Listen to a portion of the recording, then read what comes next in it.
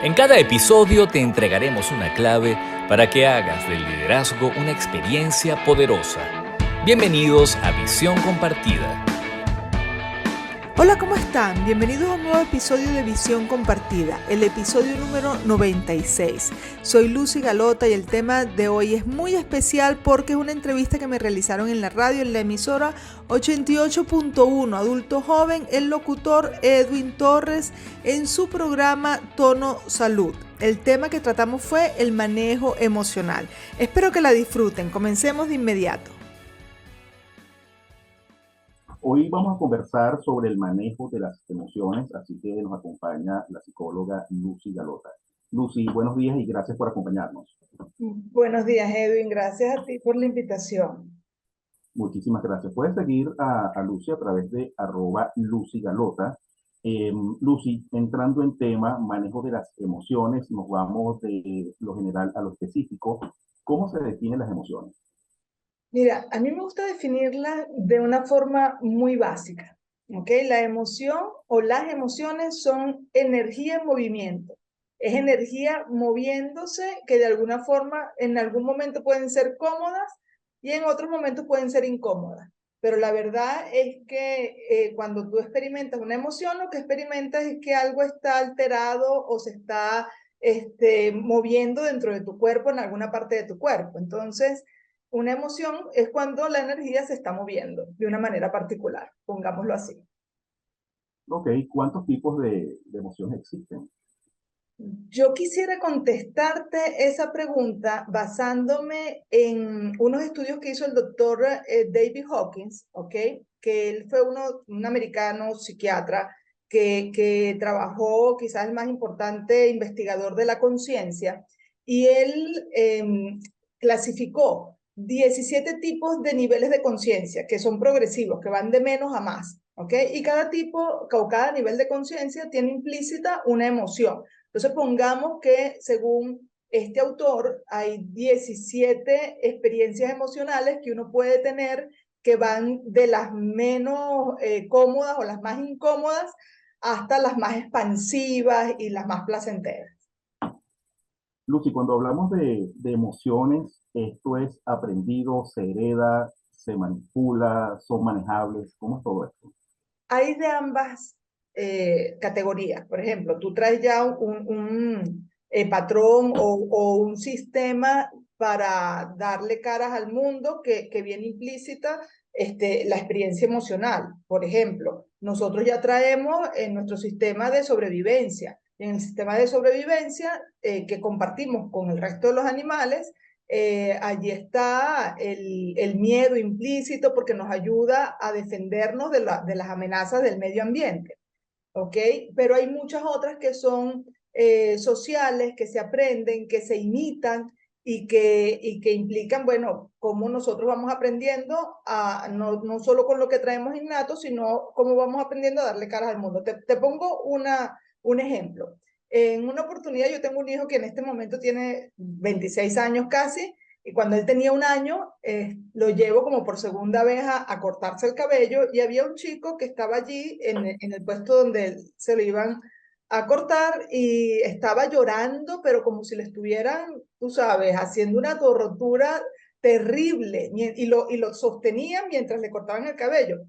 A mi hijo, que nunca había tenido problemas para que le cortaran el cabello, una vez que ese niño se fue y yo me senté en el sitio para que lo senté a él, para que le cortaran el cabello, empezó a llorar igualito que como lloraba el niño anterior. Y desde allí se le desarrolló miedo a ir a la barbería, a que le cortaran el cabello por un tiempo hasta que él se fue dando cuenta que no pasaba nada malo. Pero esa experiencia fue totalmente imitada, fue algo que él vio que, bueno, algo malo debe estar pasando, que el otro está llorando como llora y empezó a llorar él también y eso luego lo superó, pero mucho tiene que ver con lo que vemos en nuestro entorno y cómo vemos a los demás, a nuestros referentes, darle cara a los retos del día a día. ¿Existe alguna relación entre las emociones y las conductas aprendidas? Por ejemplo, con este caso que nos pones con tu hijo.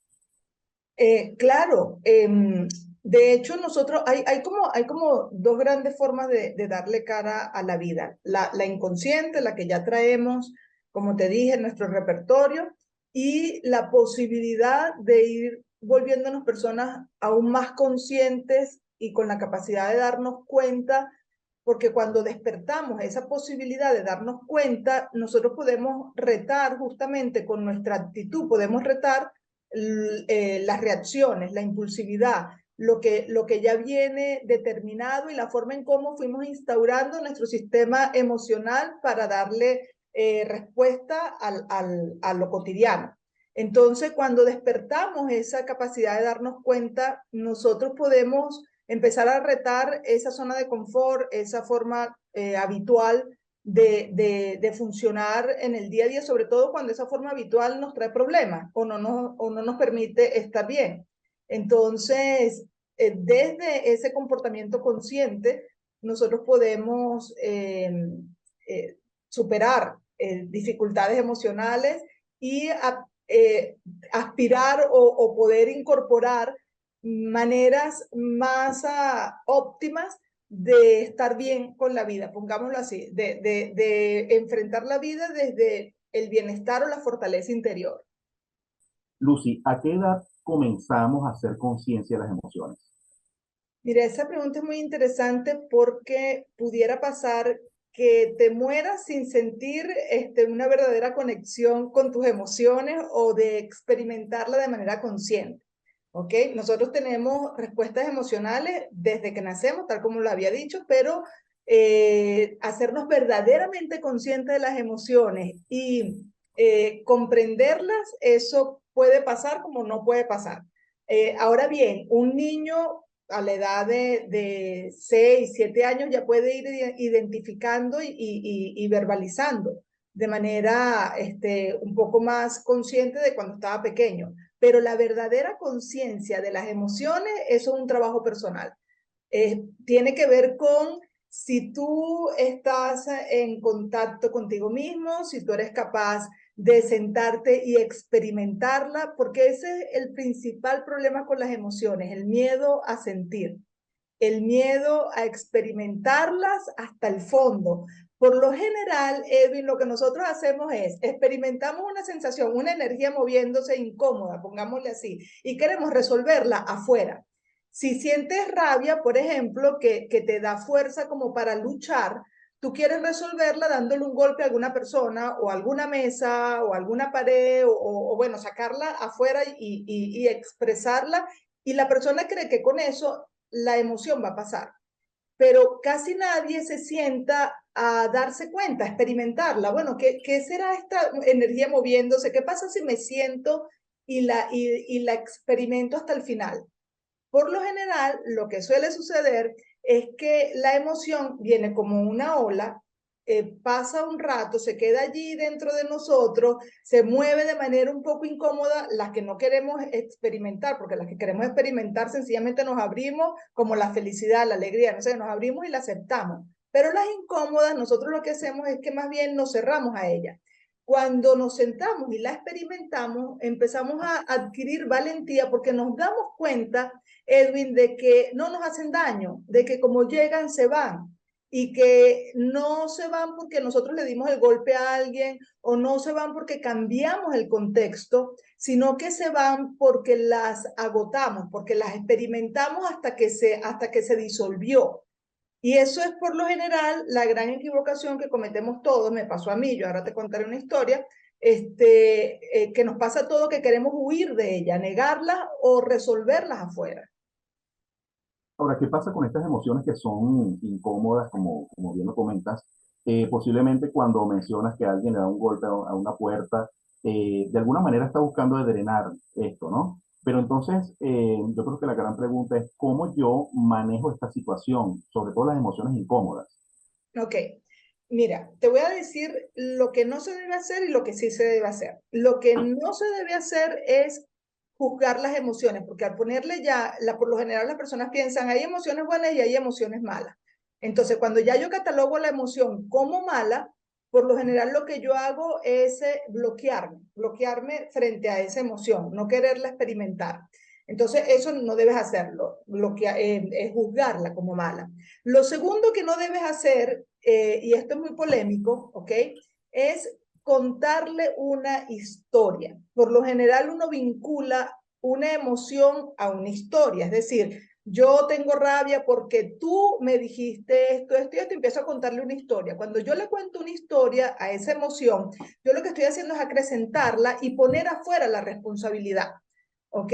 Y entonces, cuando la acreciento y pongo afuera la responsabilidad, comienzo a desviar las verdaderas opciones que tengo para trascenderla.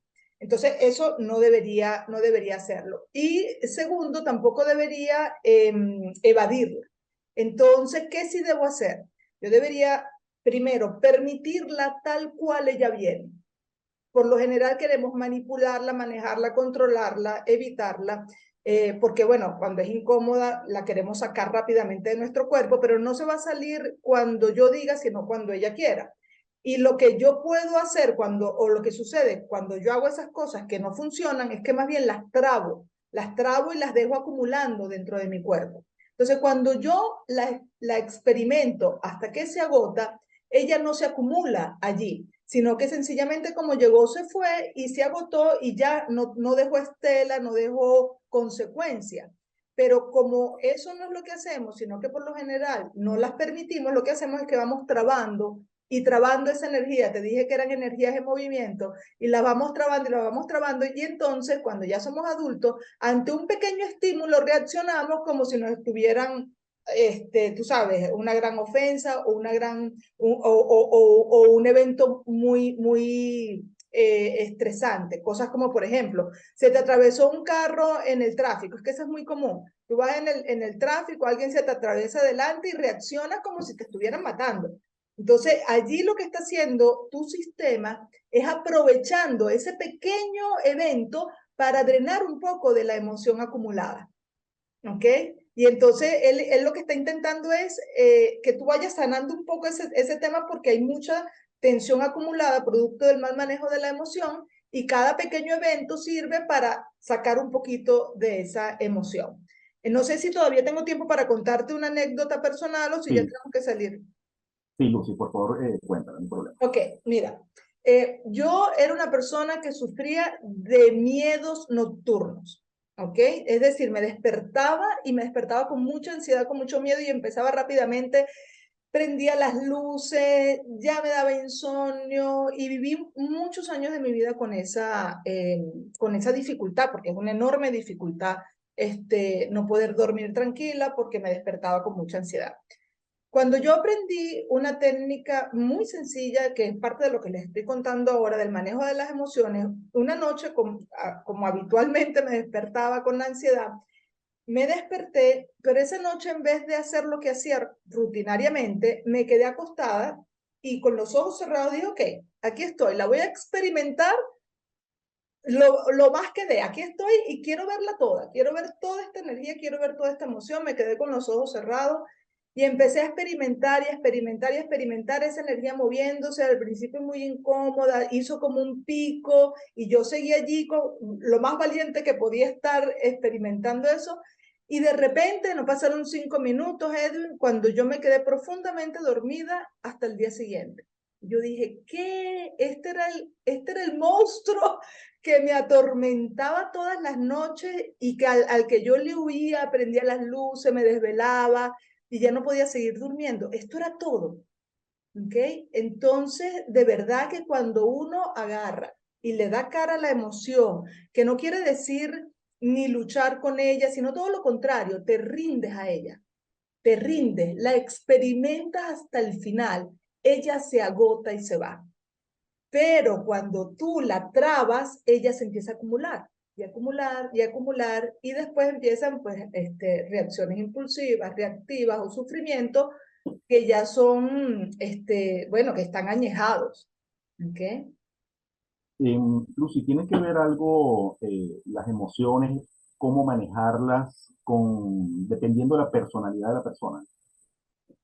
Sí, como les dije en la primera parte, uno viene dotado como de un carácter, ¿ok? Entonces no es lo mismo un carácter de una persona que siente que la vida es sufrimiento, a un carácter de una persona que siente que él es lo mejor que le ha sucedido al universo y siente orgullo de sí mismo, o el carácter de una persona que se siente conectada con el universo y la totalidad y el amor hacia todas las cosas. Entonces, sí, la personalidad tiene mucho que ver con cómo experimentamos el día a día y la cotidianidad, que puede pasar desde, volviendo otra vez al mapa de la conciencia de David Hawking, que pueden pasar desde una experiencia constante de sensación de humillación, que es la vergüenza, es como la emoción más básica y más dolorosa de todas, hasta una sensación de éxtasis o indescriptible que pueden sentir las personas que han llegado a la iluminación, por ejemplo. Pero de allí es un abanico que describe David Hawking de 17 niveles en donde, bueno, está la humillación, está la culpa, la desesperanza, el remordimiento, el miedo, el deseo, el anhelo, el odio, el orgullo, y empieza, hasta ahí están las negativas, y después empiezan las positivas como la valentía, la confianza, el optimismo, la aceptación o el perdón, el amor, la alegría, la paz, y no me acuerdo la última, creo que es la iluminación. Entonces es toda una gama de donde nos paseamos durante el día por diversas de ellas. De hecho, él dice que el 75 al 80% de las personas, por lo general, estamos en los niveles en donde hay más dolor, donde se experimenta más dolor, y que solamente pocas personas, un porcentaje bajo de personas, están en aquellas emociones que son más expansivas, en donde se siente más sensación de bienestar interno. ¿Ok? Entonces, por lo general, estamos funcionando con ese nivel de supervivencia, defendiéndonos o peleando o sintiéndonos paralizados por el miedo. De hecho, esto es básicamente, y por eso lo pregunto, una persona nos escribe a través del 0424-209-5442. Personas de carácter pasivo pueden manejar mejor sus emociones que una persona con carácter fuerte. Eso depende, porque si le llamamos pasivo a una persona que es más bien introvertida, es decir, que es capaz de reflexionar, que está mirándose y que tiene autoconciencia, la respuesta es sí. Si llamamos pasivo a una persona tímida, la respuesta es no. ¿Ok? Entonces depende de lo que llamemos pasivo, porque si estamos hablando de timidez, pues la persona lo que está lidiando es con un profundo miedo y con probablemente una baja autoestima en donde siente que todos los demás son mejores que él. Y esa sensación de miedo a ser el mismo, de esa sensación de timidez, trae mucho sufrimiento, trae más sufrimiento que la rabia, ¿ok? Que el mal humor. El mal humor por lo menos está cargado de más energía que la sensación de timidez. ¿Okay? Entonces depende a lo que llamemos pasivo, la respuesta es sí o la respuesta es no. Muy bien. A nivel general, ¿quién maneja mejor las emociones? ¿Hombres o mujeres? Ajá, Claro, muy partiendo al buena. principio que cada quien va a tener va a ser muy particular, ¿no?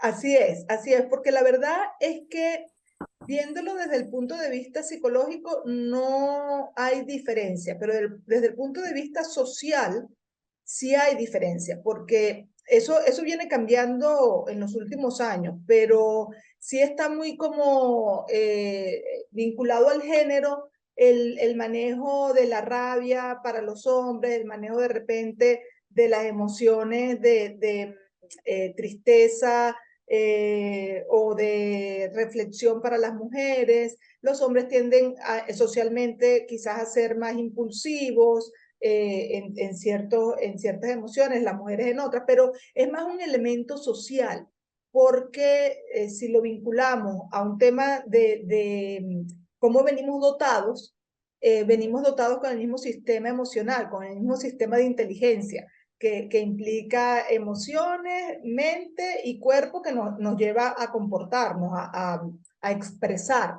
esta emocionalidad y la mentalidad. Entonces, pero la sociedad influye mucho en cómo le genera género, lo divide en género, lo que es bueno para un hombre, lo que es bueno para una mujer, que como te digo, eso viene cambiando, eso viene pasando lo que yo llamo que se viene como aplanando. sea, que ya no es tanto vinculado a una sexualidad, sino que tú ves, por ejemplo, ahorita en las películas, que, bueno, las mujeres entonces ahora son las heroínas, las que pelean. Ejecutivas, ¿Cómo? son ejecutivas también en las películas. Así O es, sea, ya así tiene es. otro rol dentro inclusive de las películas. Sí, Uno va y al tú cine ves y que defienden al hombre y que muchas veces entonces el hombre es el que está llorando y la mujer es la que está peleando. Eso lo ves ahora muy común en las películas, que así no era antes, no era lo que se mostraba antes. Entonces eso está cambiando bastante esa sexualización de repente de las tendencias emocionales.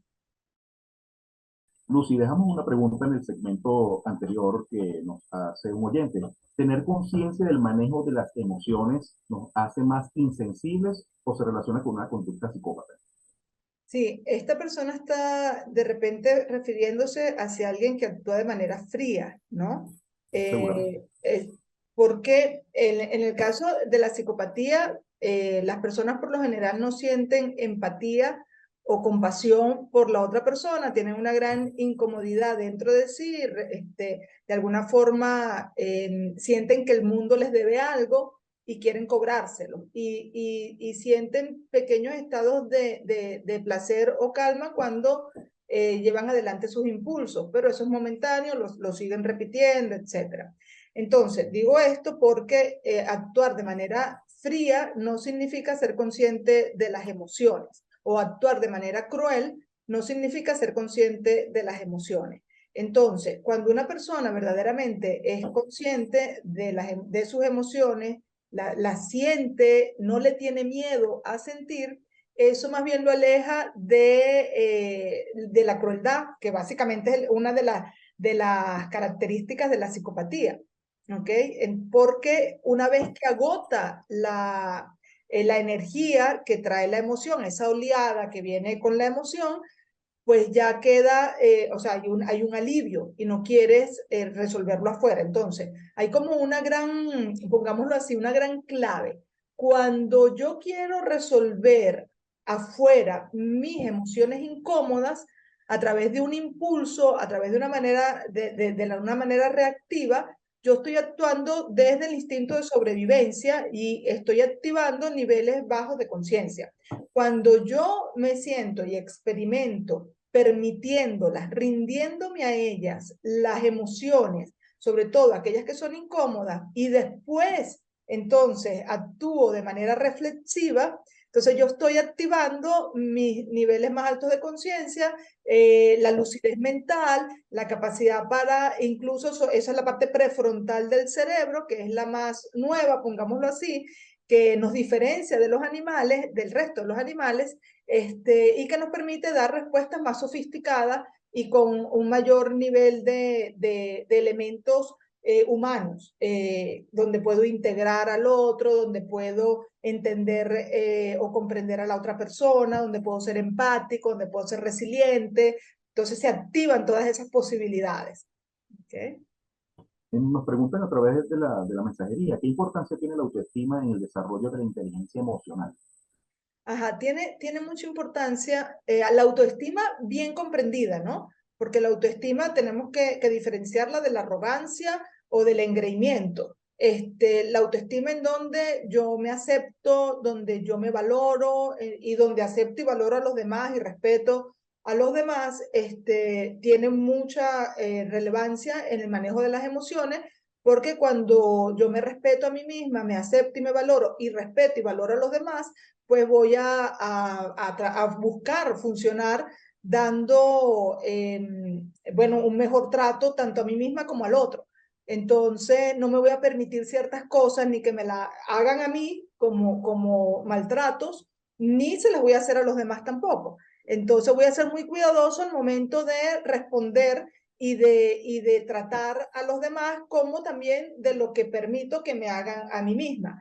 Entonces, la autoestima tiene mucha influencia en cómo me manejo y cómo trato a los demás y cómo me trato a mí misma. Al final, de eso se trata las emociones, porque al yo tener un impulso interno y darme el permiso de gritarle a otra persona o de maltratar a otra persona, que lo vemos muy comúnmente, de alguna forma yo estoy pensando que la otra persona se merece esa reacción de mi parte, ¿ok?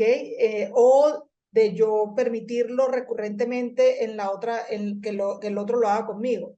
Entonces sí tiene mucho que ver, obviamente, la autoestima con el manejo de las emociones. Una persona nos pregunta cómo manejar la vergüenza a exponer en público. Esto es una emoción. Al exponer en público, Sí. dice, ok, ajá, sí, sí es una emoción, sí, y yo voy a dar una respuesta que no es mía, que en su momento le hice esa misma pregunta frente a hace muchos años, estamos hablando hace como 30 años atrás. Me tocaba dar una conferencia en un teatro, eran de mis primeras conferencias, estaba sumamente nerviosa y llamo, que en paz descanse, a mi amigo Rafael Vidal, ¿ok? Y él era para ese momento ya un gran conferencista y le digo, tengo mucho miedo de enfrentarme al público, era un público más o menos complicado, y entonces él me dice, mira, esa sensación que tú estás experimentando en este momento es tu cuerpo preparándose frente a un desafío que no es habitual, que es algo que uno no está haciendo todos los días, sino que te está diciendo, bueno, este desafío hay que respetarlo, este desafío tienes que hacerlo de una manera diferente a como lo haces, como, a lo que haces comúnmente, y te lleva a respetar lo que vas a hacer. Y hacerlo, además de eso, te está dando una energía especial para que tú enfrentes ese reto. ¿Ok? Entonces, cuando esa energía deja de ser funcional? Bueno, cuando te lleva a la parálisis, cuando el miedo te lleva a paralizarte. Y para eso hay estrategias que puedes activar o que puedes aplicar para que ese tipo de cosas no sucedan. Pero de alguna forma es una manera de honrar el reto y de prepararte a algo que no es cotidiano, que no es tan habitual. Yo creo que hasta los grandes conferencistas, como el caso de tu amigo, siente con en esos primeros minutos nervios, ¿no? Esa ansiedad o esa sensación de que quieres que la cosa salga bien, ¿no? Es Así algo muy es. humano. Así es, así es. Es algo preparatorio y es importante no tenerle miedo, porque por lo general uno que quiere es salir huyendo de esa sensación que es incómoda, y si no le tienes miedo, si no huyes de ella, sino que la aceptas y te rindes a ella, detrás de eso está el coraje, la valentía. Entonces puedes apelar a otros estados emocionales muy poderosos para darle cara al reto. Estas emociones, cuando no son controladas, cuando no son canalizadas, ¿cómo afecta la salud? Ajá, depende de cuál, de qué emociones estamos hablando, ¿ok? Porque si estamos hablando de esas sensaciones incómodas que bloqueamos, pues ellas van a salir de alguna manera porque están allí bloqueadas, y van a salir muchas veces a manera de dolor físico, de enfermedades crónicas o de retos más importantes a nivel de salud. Lo que tiene que ver con las enfermedades psicosomáticas. No podemos incluir todas las enfermedades dentro de esta misma categoría, pero sí hay enfermedades que se intensifican o que son producto de este mal manejo emocional. Aquí como para dar un matiz sobre esto, como para generar un poco más de claridad sobre este punto, pongamos cuando a ti te van a poner una inyección, ¿ok? ¿Qué te dicen por lo general cuando te van a poner una inyección para que no te duela tanto? Te Quédate pregunto, tranquilo y respira. ajá, respira, relájate, ¿ok? Suelta. Porque puede llegar a pasar incluso que si te pones tan tenso, hasta puedes partir la aguja con el músculo tenso. Bueno, lo mismo pasa con las emociones o las sensaciones incómodas. Cuando ellas llegan, lo que uno hace es tensarse. Uno se estresa frente a ellas, y ese estrés que uno vive, esa tensión que uno vive, las deja bloqueadas dentro del sistema. Y esa energía que queda bloqueada, ella quiere salir de alguna forma, porque ella lo que quería era como atravesarte, pasar, pero no se quería quedar bloqueada allí. Entonces ella empieza a enviarte mensajes de mira, aquí estoy y quiero salir, y sale como a manera de dolor, luego puede mostrarse como una enfermedad crónica, hasta que, bueno, hay quienes sencillamente nunca se dieron cuenta de eso o nunca generaron conciencia con respecto a eso. Y hay otros que cuando empiezan a trabajar en esos puntos se dan cuenta de cómo van liberando la energía y cómo muchos dolores que tenían crónicos comienzan a desaparecer. Muy bien, tú que te manejas también en el mundo corporativo, Lucy, ¿cómo podemos conocer si emocionalmente dos personas o un grupo de personas son compatibles emocionalmente?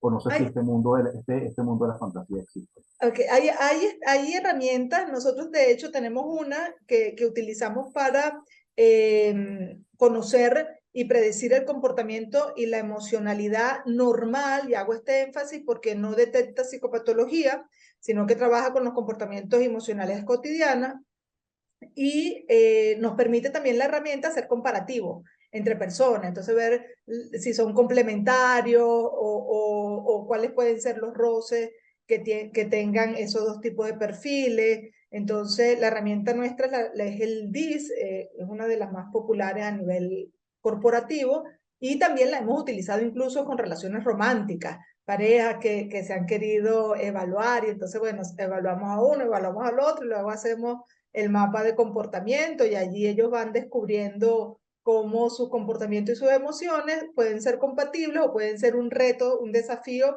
que tengan que lidiar en el día a día, pero que una vez que lo ves ya se hace más factible de que no sea un obstáculo en el bienestar de la relación.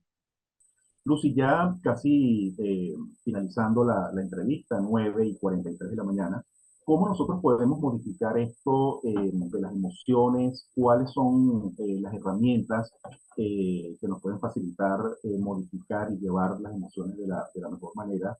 Porque cuando hablamos de emociones, conductas, personalidad, a mí particularmente me parece algo difícil de cambiar de la noche a la mañana. Sobre todo las emociones negativas, ¿cómo la podemos canalizar, Lucy? ¿Cuáles son las herramientas que ustedes proponen? Ok, entiendo eso que tú dices de que parece complejo, ¿ok? Porque de alguna manera no hemos estado acostumbrados en nuestra cotidianidad de manejarlas adecuadamente, ni hemos visto referentes a través del cual imitar la forma correcta y óptima del manejo de las emociones, pero realmente es más sencillo de lo que parece. Yo quiero invitar a tus oyentes que hagan un ejercicio en este momento, que no tienen ni siquiera que cerrar los ojos, es decir, si estás manejando lo puedes hacer, si estás con alguien lo puedes hacer, pero si estás en tu casa sentado, lo puedes hacer también cerrando los ojos, pero no es necesario. Yo te quiero invitar a que con el foco de la atención escanees tu cuerpo, ¿ok? Revises tu cuerpo de abajo hacia arriba, de arriba hacia abajo, como tú quieras, ¿ok? Y que detectes en dónde hay energía, en dónde detectas energía moviéndose. No importa en dónde sea, solo quiero que detectes esas sutilezas que siempre están allí, pero que pasamos por alto por el dinamismo del día a día. Entonces, vuélvete tan sutil que con tu foco de la atención puedas detectar en dónde hay esa energía moviéndose. Y cuando la detectes, sea en la parte baja del vientre, en el estómago, en el corazón, en la garganta, esos son los lugares más comunes en donde se detecta, entonces experimentalas y vuélvete familiar, o sea, conviértelas en algo que sea familiar para ti, poderla detectar y sentirla sin sentir miedo a experimentarla. Es decir, comienza a comprenderla desde la experiencia directa. Ellas siempre están allí cuando la hemos bloqueado y están queriendo de alguna manera salir, volverse libres también, pero uno continuamente está bloqueando más y más energía. Cuando tú empiezas a detectarla, no sé, Edwin, si estás haciendo el ejercicio y si has podido detectar en alguna parte de tu cuerpo energía moviéndose. Sí, en la cabeza, en Ok, general. muy bien. Entonces tú sencillamente te quedas allí, la detectas y esas sutilezas que están sucediendo en el día a día, pero que uno le pasa por alto, ¿ok? Ellas de alguna forma son parte de la toma de decisiones que uno hace continuamente, porque de alguna forma cuando son incómodas uno quiere salir de esa incomodidad. Entonces uno empieza a tomar decisiones sin darse cuenta que ellas son parte de la toma de decisiones, como por ejemplo de tomar alcohol en exceso o volverte violento. Me estoy hablando de las incómodas, ¿no? O de repente dormir de más o ser un workaholic, pero lo que quiero es aliviar ese estado de incomodidad. Sin darme cuenta, eso que está allí sutil en mi mundo emocional está influyendo de manera determinante en mi toma de decisiones. Cuando tú empiezas a detectarlo y cuando tú ya no le tienes miedo a experimentarlo, entonces ya se despierta en ti otras posibilidades como la valentía, como la reflexión, como dejarla que esté allí, pero pensar en algo diferente a lo que has hecho rutinariamente o de manera en automático, de forma reactiva, y entonces empiezas a descubrir nuevas formas de hacer las cosas.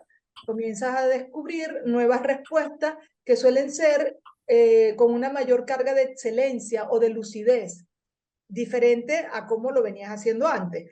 Entonces, tomar conciencia, darse cuenta, experimentar hasta que esa emoción se agote son elementos claves o acciones claves para que tú puedas despertar mayor lucidez en tu cotidianidad. Muy bien. Fíjate que hace poco nosotros entrevistamos a Maya Costa. Maya Costa es la persona, la autora del libro Viviendo con el Lobo, y ella aprendió a dominar, ese enlace lo hizo ella sola, a dominar sus crisis y a dominar de alguna manera esta patología, viendo la enfermedad como un lobo. Le habla, lo siente, o sea, ella tiene contacto directamente, pero lo asoció con un lobo. De hecho, por eso su libro se llama Viviendo con el Lobo. Estas son herramientas que, bueno, a ella le costó hacerlo, lo aprendió a hacer sola, pero son herramientas que de alguna manera, ante alguna crisis, ante emociones negativas, por ejemplo, se puede de alguna manera asociar. Así es porque de alguna forma lo que estás diciendo tú de Amaya es que ella está aceptando, está considerándolo, está reconociendo que eso está allí, le está dando su espacio y está dejando que se está rindiendo. Muchas veces nosotros esa palabra rendirse la tenemos como algo negativo, pero justamente con este tipo de experiencias vitales, uno lo que tiene justamente es que no luchar y es rendirse a ellas, dejar que suceda, porque la lucha lo que trae es más resistencia, la resistencia lo que trae es más dolor. Entonces, justamente lo que queremos es aminorar el sufrimiento, aminorar el dolor y por lo general cuando nos resistimos o luchamos, estamos generando más sufrimiento y más dolor, lo que queremos evitar. Entonces, claro que es una excelente estrategia, va muy consona con esto que hemos venido conversando, porque de allí la sabiduría y la intuición de cada persona. Y como tú dices, ella lo descubrió por sí misma, lo aplicó y le funcionó, pero está alineado a eso de no luchar en contra de lo que es, sino permitirlo, rendirte, aceptarlo, y eso como llegó, esa experiencia, esa emoción como llegó, se va a ir, se va a disolver, porque las emociones son perecederas en este caso. Y si no se disuelve, por lo menos lo controlas. Sí, al aceptarlo de alguna forma, ella va perdiendo intensidad. Entonces, porque cuando luchas, la conviertes en un enemigo, la conviertes en algo mucho más fuerte cuando estás luchando en contra de ella. Cuando la aceptas, ella va teniendo la intensidad real, que no tiene que ver con la lucha, sino que va teniendo la intensidad real de esa energía.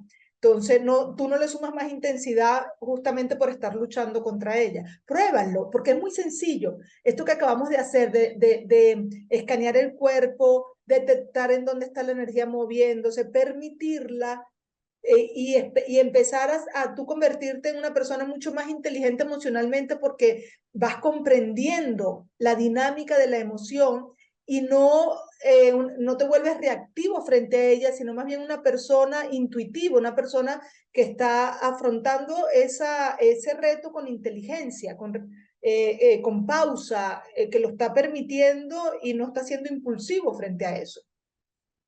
seguro. Lucy, muchísimas gracias por esta entrevista. Ya 9:51 de la mañana llegamos al final al final de este espacio. Si alguien desea contactarte, yo he estado mencionando tu cuenta en Instagram, @LucyGalota, algún contacto telefónico, si alguien, alguna compañía, alguna persona desea comunicarse contigo, ¿tienes algún contacto para hacerlo? Sí, claro, el 0414-729-9169. Y si es fuera de Venezuela, le pones el +58-414-729-9169. Muchísimas gracias, Edwin, de Lucy, verdad. gracias a ti, gracias por apoyarnos hoy en la mañana, gracias por esta entrevista. No, la afortunada fui yo. Gracias a ustedes. Espero que hayan disfrutado de esta entrevista que me hizo Edwin Torres en su programa Tono Salud de la emisora 88.1 Adulto Joven. Y bueno, desde ya los espero para un siguiente episodio de Visión Compartida. Que estén muy bien. Chao, chao.